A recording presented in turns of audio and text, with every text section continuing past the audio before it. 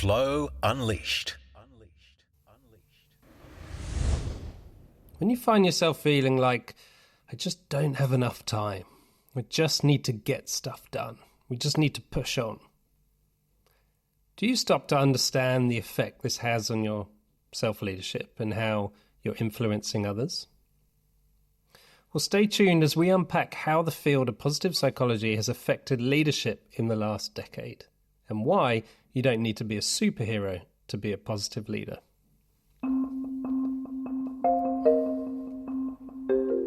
Welcome to Flow Unleashed.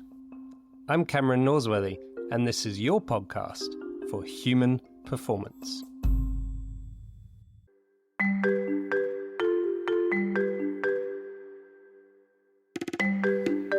There are literally thousands of books on leadership, often put together by successful leaders who believe, rightly or wrongly, that they have cracked the code due to the success they have seen aspire.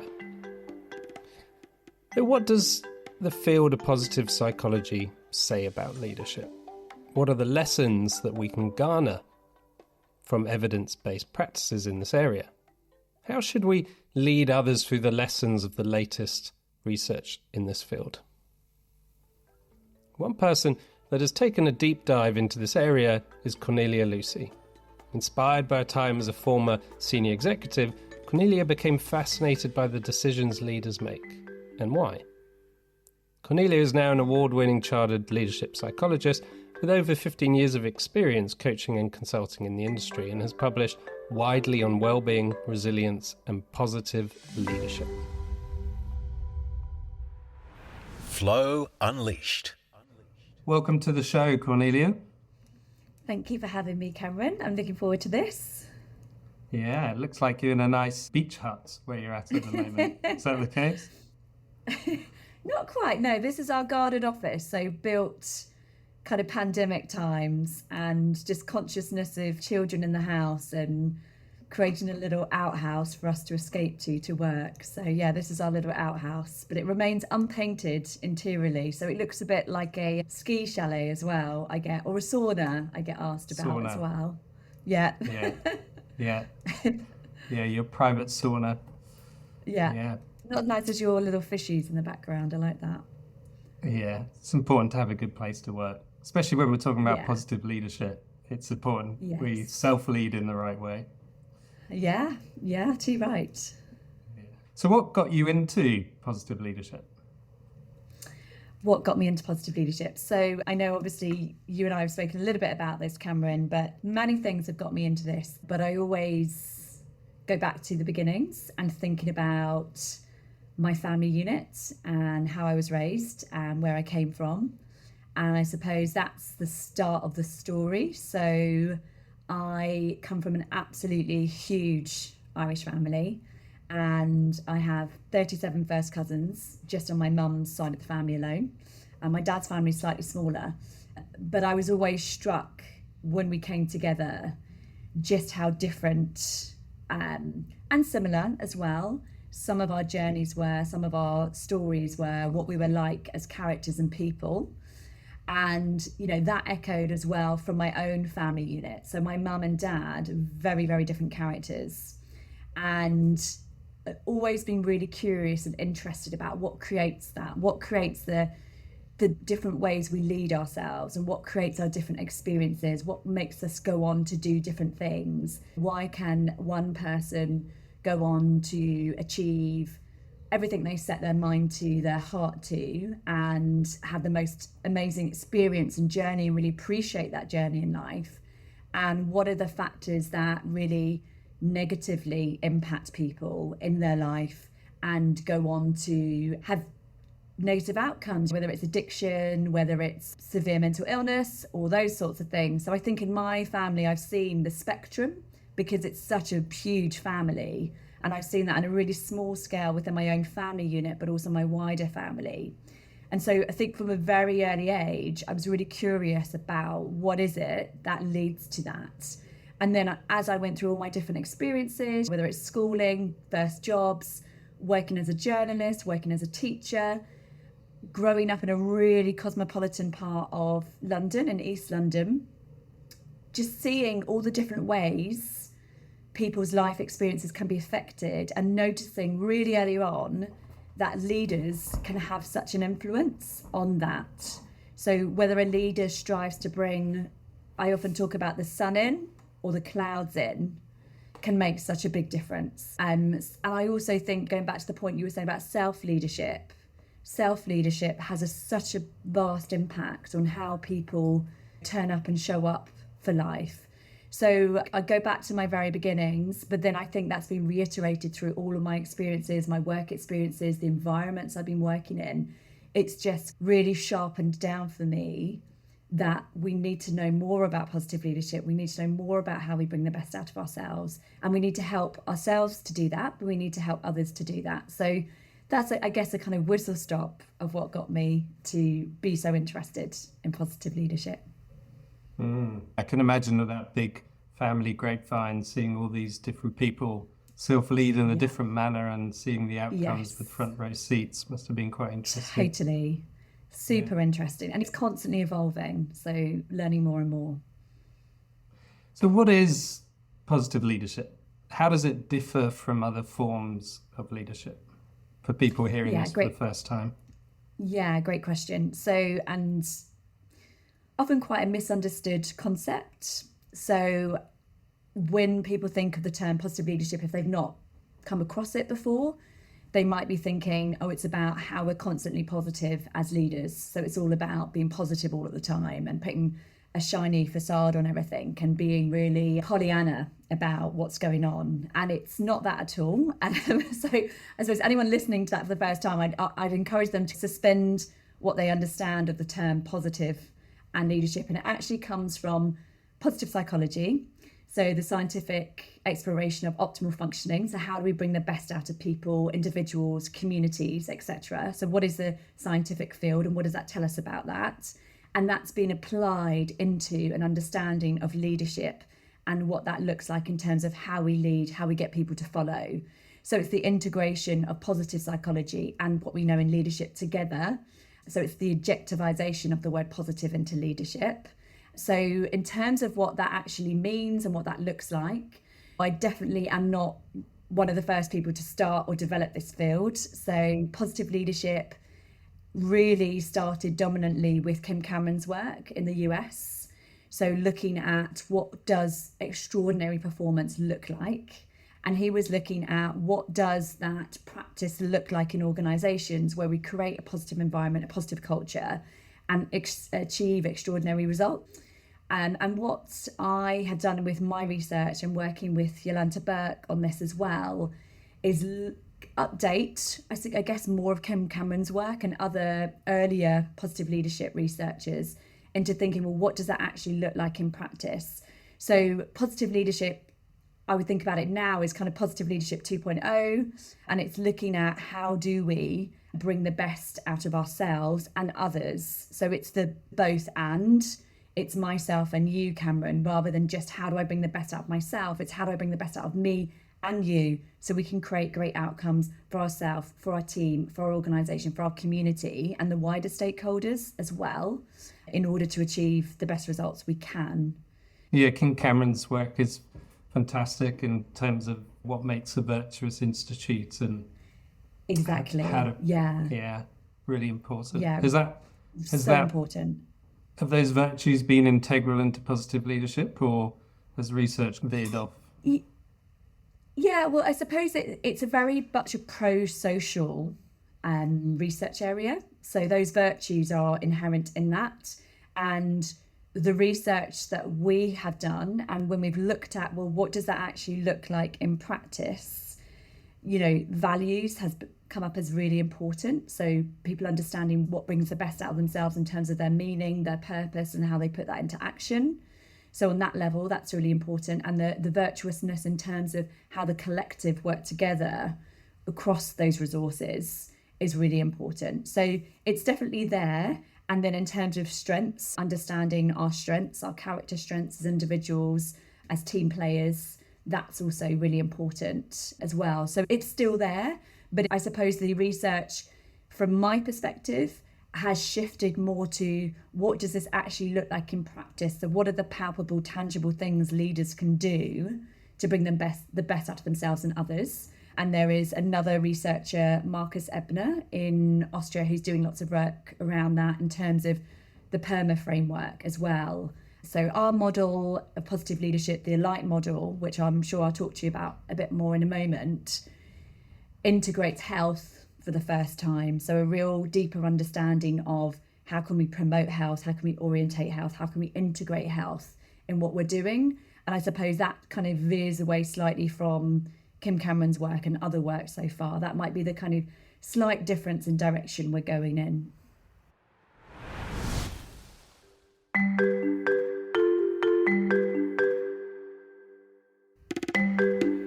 Cornelia's research on positive leadership outlines an Alight model to help leaders self-reflect on 6 fundamental resources that can alight, being the acronym, alight, their own and their team's positive leadership. The first principle, A, is abundance. A leader's inclination towards seeing, developing and using their own and other people's and organisational strengths compromises of 3 main components. Firstly, a strength mindset, which refers to a leader's belief that strengths are malleable. Secondly, strength spotting, meaning an ability for leaders to name their strengths and strengths of others. And thirdly, strengths use, which refers to a leader's ability to apply strengths in their daily life and encourage others to do the same. L stands for limberness, a leader's ability to adapt, be emotionally agile, and become resilient in changing contexts. I stands for inspiration, and this differs from leaders being perceived as inspirational, which implies that they might need to be superhuman. Instead, it is a resource that helps leaders move themselves and their teams to resolute action through self-efficacy, hope, and optimism, and energizing the networks in the system. Next is grand design, an ability to transcend day-to-day activities into meaningful, purposeful contributions. Then H stands for health, referring to a leader's ability to truly prioritise health in the broadest sense of themselves and their colleagues, i.e. promoting healthy behaviours, taking actions to ensure a healthy environment, and integrating the health between leaders and their tribe and the consideration of wider stakeholders. And lastly, T, standing for tribe, refers to the leader's ability to assess, initiate, foster, develop, and redevelop relationships to meet our relational needs as an individual, team, organisation, and the system. This can be achieved through connection and positive interpersonal processes, including positive conflict, which is about leaning into and prospering from conflicts. So what are some of the practical segues leaders would come to where they then go, hang on, what leadership hat do I want to apply now? What would be, can you give me a practical day-to-day example of positive leadership? Yeah, sure. Yeah, definitely. So obviously when you get asked that question, you get all these images of clients in your mind popping up and why they've segued. And I think the biggest segue I'm noticing is transition points. So when someone's moving from a certain position in an organisation to a more senior position in an organisation, and the way that they've been working isn't necessarily getting them the results that they need to get now. So there could be that transition point of where someone's changing role in leadership, so becoming a more senior leader, for example. It could also be organisationally going through a change where the strategy and the direction the organisation needs to go in, the model of leadership they've had isn't going to help them get in that direction that they need to go in, because it's not going to bring people with them as well as it can. So there are lots of different examples I can think about this.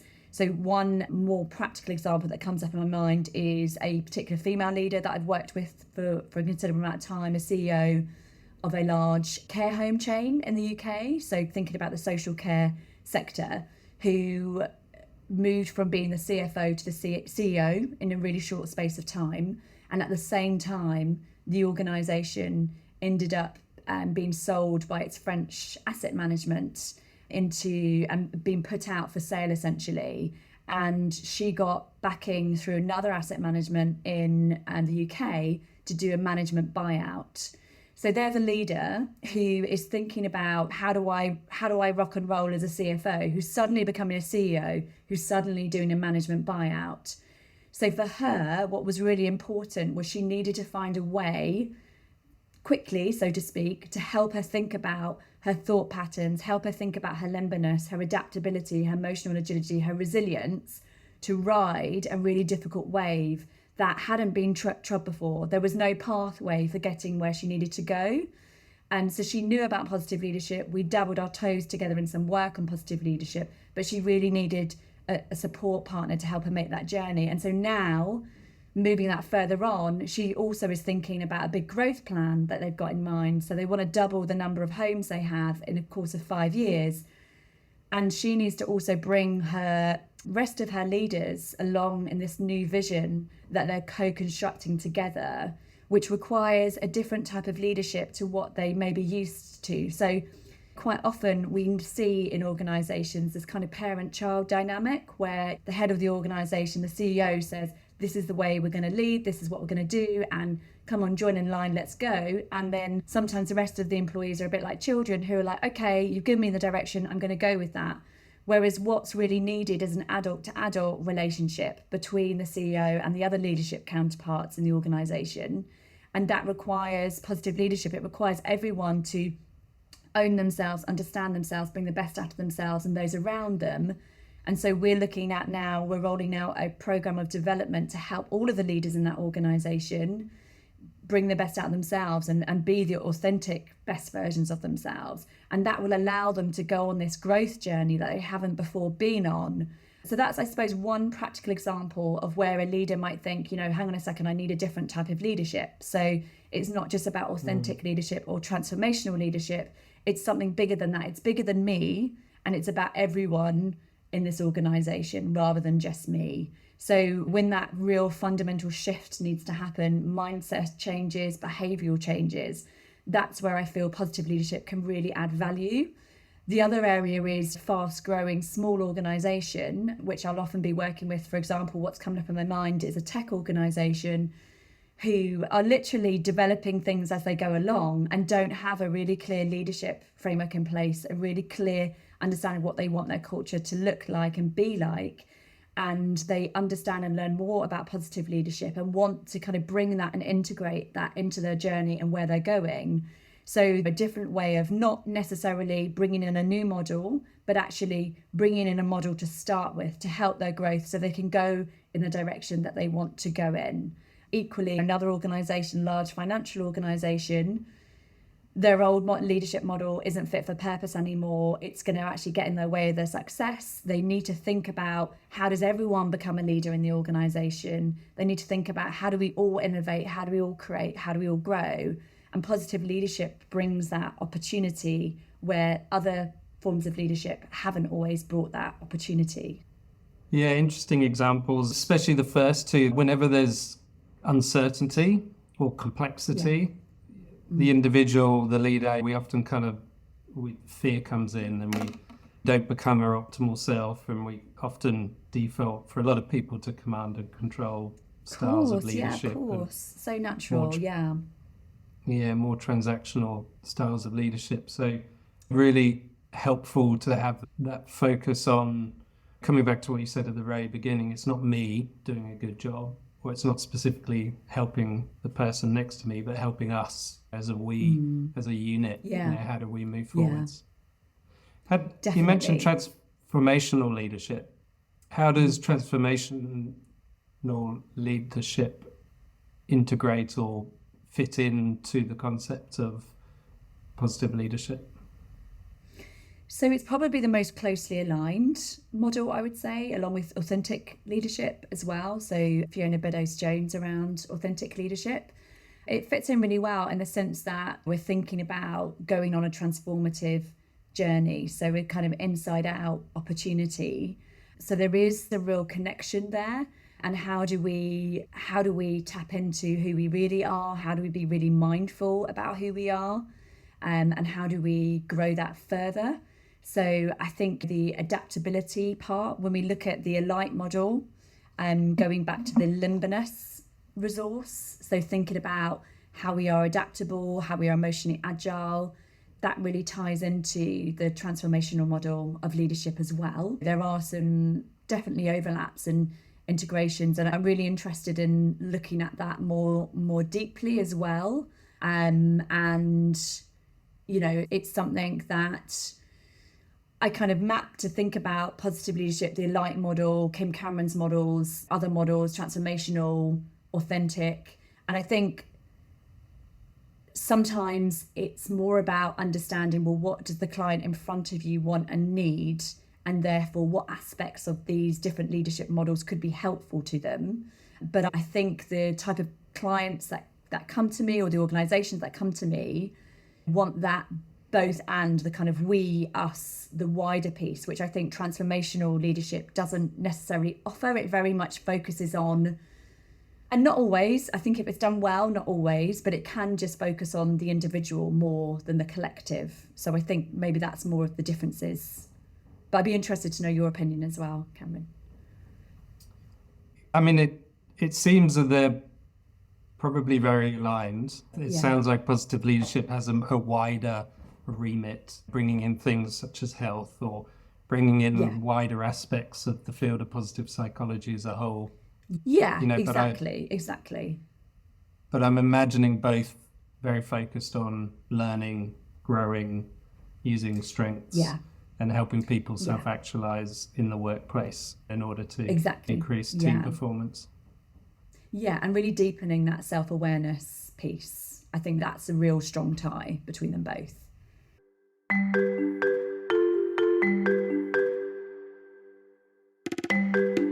Are you looking to improve your performance, stress less, and flow more? Do you want to improve the human performance in your organisation or team? If so, we are here to help. Our team of experts specialise in helping individuals and businesses integrate a high-performance practice and culture. So if you want to take your performance to the next level, or integrate the lessons and skills you hear on this pod into your leaders and teams, go to flowcenter.org today, the official site of Flow Training and Flow Coaching. So what are the common obstacles? I mentioned one in terms of just being promoted and, help. And that kind of fear kicking in, and our ego setting in, and us wanting to do a great job, and suddenly it becomes all about me and my leadership.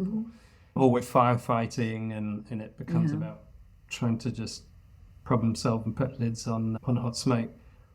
What are the kind of common obstacles you're finding that not just the people consciously agreeing with it, going, this is a really important framework, but actually integrating it into day-to-day workplace? There are lots of barriers, there are lots of challenges that I come across. One thing that I'm really curious about at the moment and finding really interesting is intergenerational challenge in the C-suite. So on the executive boards, if we think about the decision makers who are thinking about whether we bring something like positive leadership into an organisation, sometimes when we have people of different generations, they think and receive some of this slightly differently. So baby boomers versus Generation X, Generation Z, like there is a difference there. So whether an organisation wants to continue in a trajectory of apparent safety and stability versus innovation and change. So, for example, coming up in my mind at the moment is a CEO and a CFO, two different generations, baby boomer and then 1980s born leader, and just their different ways of recognising the value of what positive leadership can bring. So I spoke to you earlier on about the misunderstanding of that label and thinking it's all about Pollyanna leadership, but actually recognising that positive leadership is more about the integration of positive psychology into how we lead and what the benefits of that can be. So, for example, with the Alight model, so there's 6 different resources that we've identified in our research, the tribe resource, which is all about how we connect, how we build high quality connections, and how we lean into positive conflict, is something which perhaps if we go back into kind of 10, 15, 20 years ago plus, organisations are veering away from. So it's very much, to use your point, of the command and control, the boss leader versus the authentic leader. I'm not going to show any vulnerability. I'm not going to show any connection. I'm not going to get too close to people I work with. I'm going to stay very much in my box of work, and this is my delivery. This is what I'm going to do, rather than who I am and what I want and what I strive for, my meaning, my purpose. And so some of the barriers to entry can be just different generational ways of seeing how we should lead, or what leadership looks like and can look like moving forward. So sometimes that can be a barrier to entry. Also, that kind of, again, going back to the lack of innovation, creativity piece. If an organisation's in a really difficult spot, they're in a tricky spot, it might be they're falling behind on what shareholder expectations. It might be they're in a crisis situation. It's so easy for fear to take over and shift us to what we think works, what has worked always in the past. So that kind of common sense, and that what can inevitably be quite a biased approach as well. Kind of what's worked for me rather than what could work for others, and what can draw on the diversity of all of our strengths as a team, as an organisation. How can we look for things we haven't looked for before? That's a very unknown, and that can feel very frightening compared to going back to the known, going back to the familiar, going into our kind of bias, our negativity bias as well. So that can be a big challenge. So for example, an organisation I've been working with, an education trust in the northwest of England, and you might not have necessarily heard too much about this, Cameron, but at the start of this summer there was a really tragic incident that happened in the northwest of England, in an area of the country called Southport. It's a very calm, by the seaside place, and there was a really difficult, tragic situation where very unprovoked attack by, we still don't really know why or how it's happened, but several children were tragically killed in a dance class, and it had a really horrific ramification, and still having that across the community, but also across all of England, because it's provoked a lot of hostility. It's completely unrelatedly drawn on a lot of right-wing extremism narratives across the UK. And I coincidentally had been working with the Education Trust in that area, and very sadly, one of the schools that was really affected by this tragedy, where two of the young children from the school were very affected, including one current pupil who was killed and one former pupil who was killed. And when something really horrific like that happens, there is no course of action to respond to it. There is no, this is the pathway of how we respond to that horrific, tragic accident. So the CEO of that education trust and the head teacher of that primary school had decisions to make very quickly about how they responded to those really difficult situations. And they could have taken a very command and control, this is what we do from the top downwards, this is the way we act, and this is what we do. We don't connect to our feelings, we don't think about our community, we don't think about the broader picture, we just act in a very siloed, task-driven, this is how we respond to this situation. And I use that as a really extreme example of what might, if we think about the corporate world and we think about corporate organisations that we might be dealing with, it's quite often not a matter of life and death, but it can feel really anxiety-provoking, really fear-provoking when we're not getting the results that we need, etc., etc. So that head teacher and that CEO could have responded in a very shut down, siloed, command and control way. And both of those individuals really lent into positive leadership and what that looks like for themselves and for everyone around them. They both really tuned into their values, who they were as people, what their strengths were. And they also thought about, well, who else do we need around us? Who are the team that have the wider strengths and values that we need? And we're open to that. We're open to offers for help. We're open to offers of support. And they also really clearly thought about their tribe. So who are in our school communities that really need us right now? Who are the parents that need us right now? Who are the wider support services that need us right now? We're going to open up our school and we're going to invite everyone every day to come in to get the support they need, whatever it is they need. We might not know the answers. We might not be able to respond straight away, but we'll be there and we'll open our doors and we'll have conversations and we'll try and understand what's needed and we'll offer the support as and when, and we'll build as we go as well. And we'll draw on each other's creativity and we'll think about how do we heal from this. And we'll think about what are the flowers we can plant, the trees we can plant that can help us heal from this. How can we support the families who've been directly involved as well? So there's that real, I think with positive leadership, there's that real openness of all those 6 different resources of what are the strengths we have, the abundance piece, what is the limberness, how do we not respond in the way that fear tells us to respond, but how can we just keep open our response right now and be adaptable, be flexible, be emotionally agile, recognize I'm feeling really sad right now, I'm finding this really difficult, and I'm going to be honest about that, and I'm going to say I'm finding this sad, I'm finding this difficult, I don't know the way forward, but we're going to figure it out together. And by acting in that way, and inspiration's a big one here, having real hope, having real optimism, getting energy from your network, being confident in yourself that I do have the resources to get through this. And I know everyone around me has the resources to get through this. We don't want to be getting through this. We don't want to be fighting through this, but we are, and we're going to work together on this.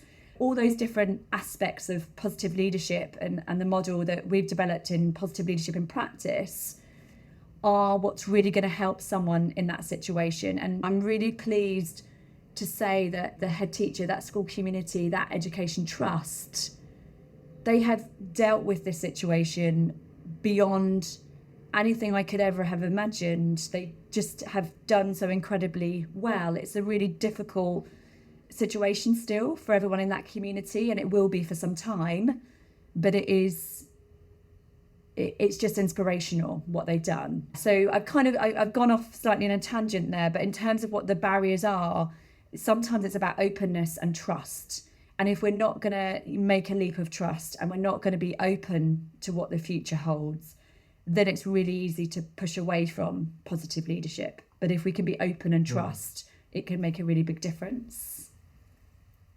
Yeah, an amazing story, an amazing example. And I imagine through that response, they've been able to mitigate that distrust and the us against them and me against you and the divides that often set in during those difficult moments where everyone wants their piece of the pie and doesn't get it. And it's a really nice example. Hopefully if you haven't already, written up a case study around it.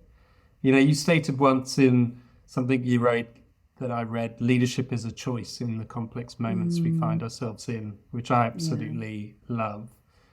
And hearing you talk just then, I tried to put myself in a leader's position who isn't embodied in their most optimal leadership style, and going through the kind of day-to-day struggles of, well, I've got a million things to do, people are chasing at my heels, and then I went and thought about the response that so many companies took when COVID first hit, and all that fear that set in, and that when often we don't feel like we have a choice in leadership, we often feel like we're just doing what needs to be done. Yeah. How do you get past that initial block with people when they're saying, well, this is all great and I want to involve everyone for sure and build trust, but all of that takes time. And right now I'm trying to keep a company afloat. And I want to keep the jobs of the people in it going. How do you get past that initial sort of rigidity that people often have, including myself when I'm tired or triggered or so forth? Me too. How do you get past that to then implement positive leadership in practice? Fabulous question. Really fabulous question. That rigidity, that kind of no choice. And we talk a lot in psychology about learned helplessness as well, this idea that I can't do anything about it right now. this idea that of fixed mindedness as opposed to kind of growth mindset. And that is often fear. And it's, I suppose I just want to show a lot of empathy for being in that position and also normalize that, because you said it happens to you, Cameron, it happens to me, it happens to everybody. Like it's really normal human reaction to feel like I just don't have time to make significant changes at the moment. I don't have time to think differently. I've just got to keep going, and I need to just keep doing things the way I've always done things, because that's going to get me to where I am. And that's really difficult when you are working with a leader or an organisation or a team, and they've come to you, or you've been connected for whatever reason, and they're in this kind of pigmire, this stuckness of where they are. And there's different ways I react to that, depending on how stuck someone is. And there will be lots of leaders and teams and organisations who decided not to go down an innovative path with their leadership. And I respect that they made the right decision and the best decision that they could right then.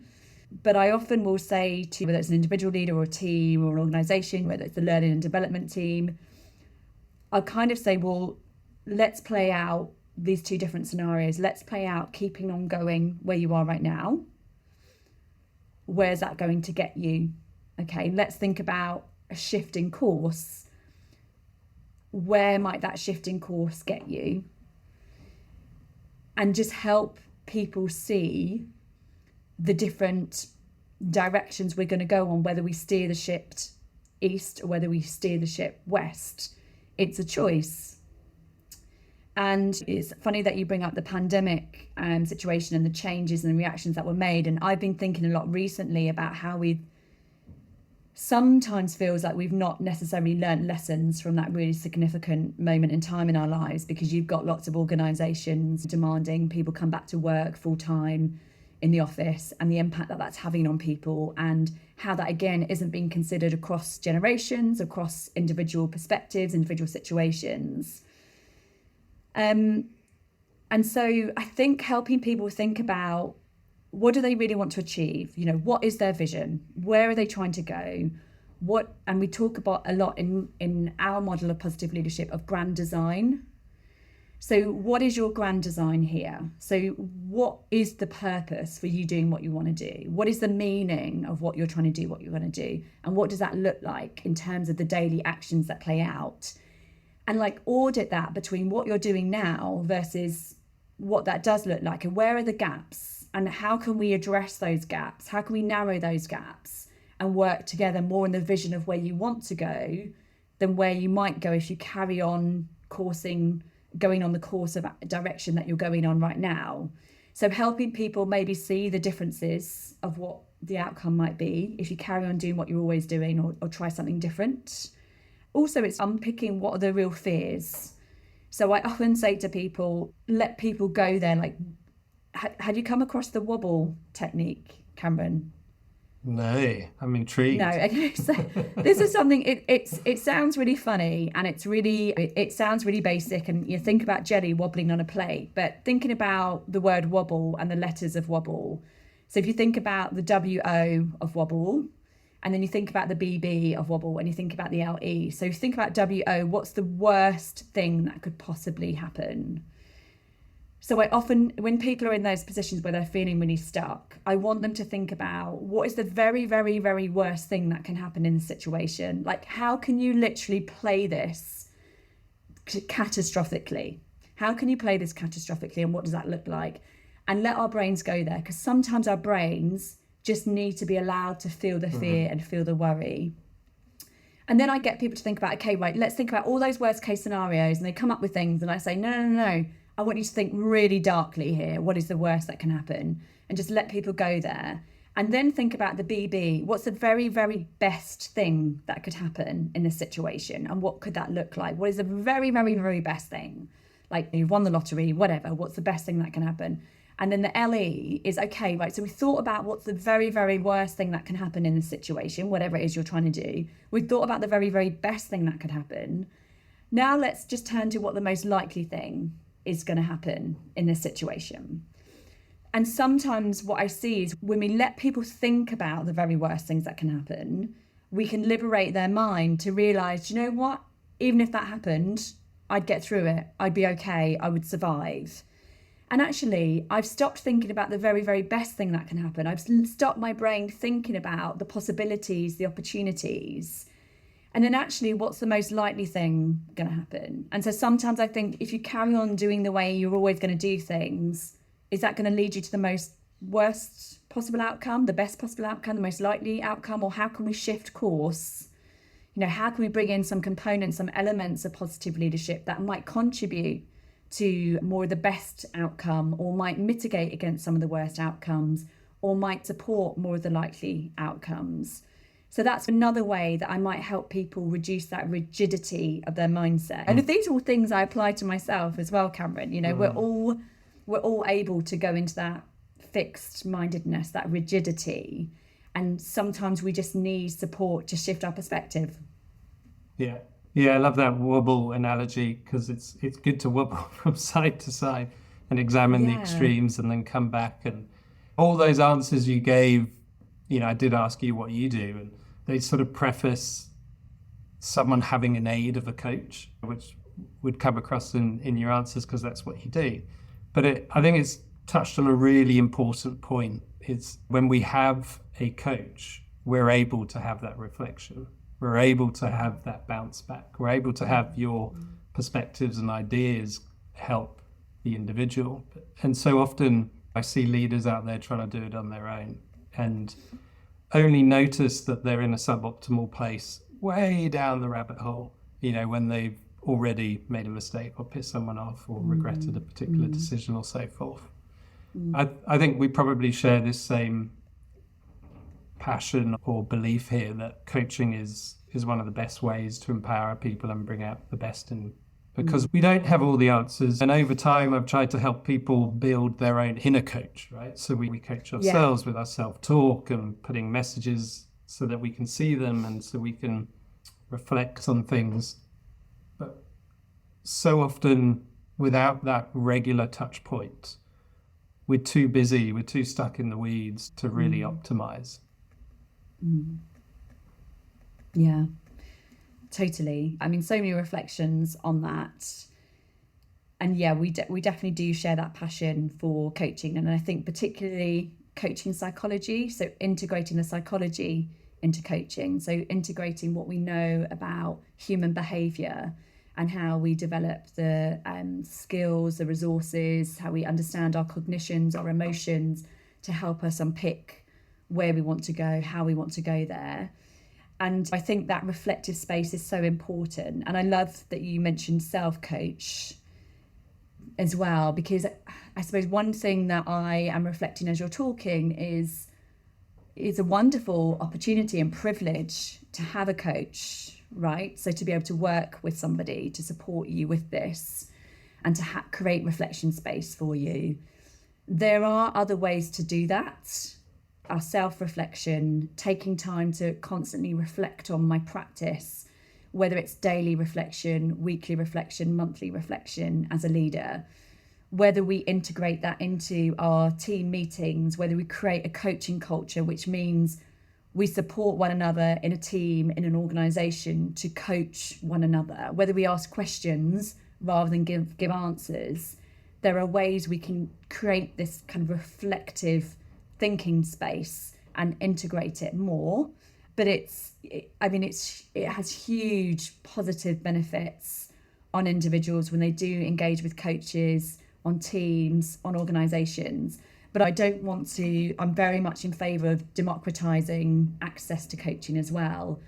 And particularly where we've seen in coaching it being much more accessible to senior figures in organisations rather than necessarily more junior managers, more junior learners, more junior members of organisation.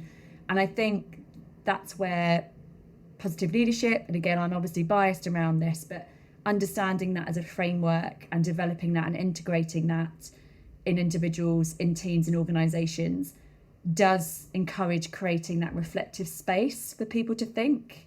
And it's, I think, going in that constant autopilot mode where you get to that suboptimal place that you spoke around, Cameron, where you get there because you just haven't taken a moment to breathe or reflect. We're all guilty of this. We're just human beings. This happens. But again, I think that's one of the ways that positive leadership, integrating that, can create more of a coaching environment, coaching space. Yeah, no, I think with positive leadership, we prioritize our own headspace, our own optimal totally. levels of functioning. Which is so and important. I think the health resource is one of the key, when we talk about where that research area is going. I think really thinking about what do I need as a leader to promote my health, myself. How do I need to orientate my team around me to prioritize their health, and how do we integrate that in decision making? That will, as I think we all know, if we look at what's so important for us on our health, our mental health, our physical health, it's creating time and space. It's such an important part. And if we really are honest with ourselves and true to ourselves, that space is so important.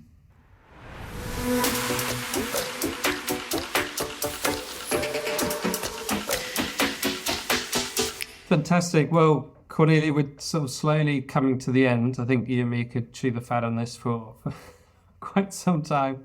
And before we run out of time, a book or film that's had a huge impact on you, and a question for myself. Great. So I'm slightly stuck on this one because I absolutely love books and I'm obsessed with reading, and I love fiction and non-fiction. And, I love films as well. So it's like, what do I say to Cameron? Film, book. But I thought, okay, put my positive leadership hat on. And Stephen Joseph, have you come across his work on authenticity? No. So he's written a book called Authentic. And it's all about how we can be more authentic and more attuned to ourselves. And this so much ties into, going back to your question on transformational leadership, positive leadership. How can we understand and know ourselves better? And it was just a real joy to read that book because it's very much guided and reflective throughout the book. So going back to how do we create time and space to think, it was such a joy to read the stories and the narrative, but also it was selfishly an opportunity for me to take time to reflect on many of the questions about understanding myself, knowing myself, and being more closely attuned to who I am in myself. And I read that book probably about, I'm going to say, a moment in time for me in my early 30s, reading that. And, if I go back to that book, it's very formative, it's very helpful. So I would definitely promote reading that book. Yeah, it's a lovely book. Time to flip the mic. And then in terms of a question for you, Cameron, I'd love to ask you loads of questions because I'm incredibly nosy and curious, and you've done amazing work. So I want to know all about that. But I suppose one of the questions you asked me about, why did I get into what I do? And so I'm really interested in what you have begun to understand about your own values and what really drives you to do what you do. So I'd love to know more about you, really, and what drives you to do what you do in terms of your personal values, your backstory, who you are. Mm-hmm. Thank you. And I'll try and be concise. It's a good question. It's one that I often reflect on and come up with different answers for. Yeah. And sometimes I think in my younger years, there's probably been more of a childhood hangover that might have been driving things in terms of automated behaviors, trying to fulfill needs and so forth. I think nowadays I find myself constantly coming back to curiosity, connection and challenge. I love things that are challenging. I love that complexity, and I find that so engaging, and I like to take that curious approach to things because I feel that's where the juice is. That's where the newness, the novelty is. That's where the beauty of life is. And connection is something I think I will always seek. And whether it's with my surfboard or my tennis racket or the person I'm coaching with, I do a lot of coaching in practice, and no doubt that connection is a sort of a driver for why I spend so much time doing that.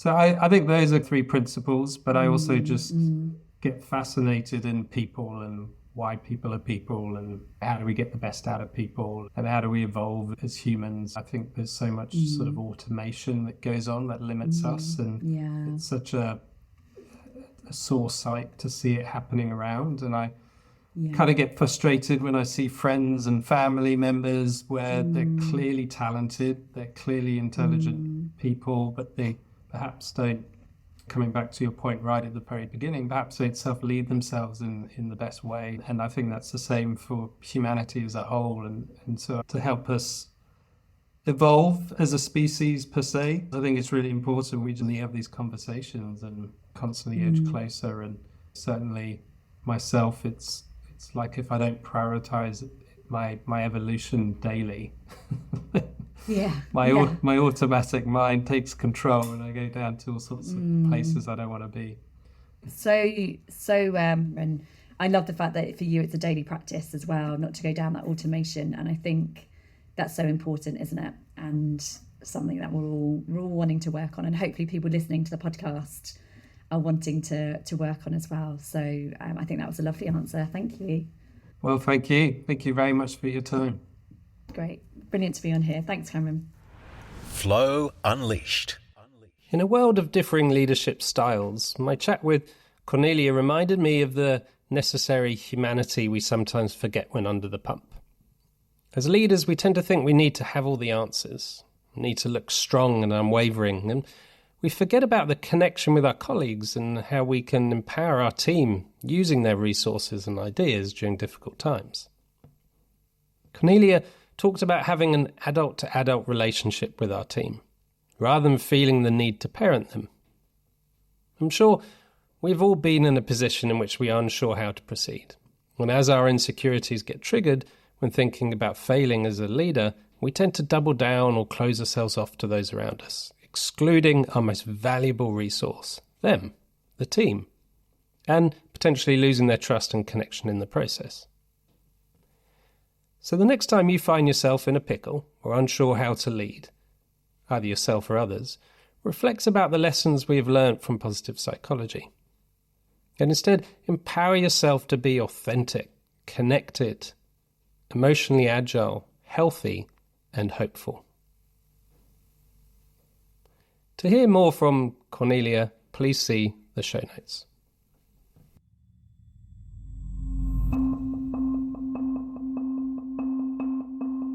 Thank you for listening to Flow Unleashed. If you enjoyed listening, please subscribe to get notified when our next episode drops. The more people that subscribe, the better I can make the show for you. Equally, please leave a review. Your review will go a long way to helping others find this pod. Until the next time, thank you for listening to Flow Unleashed.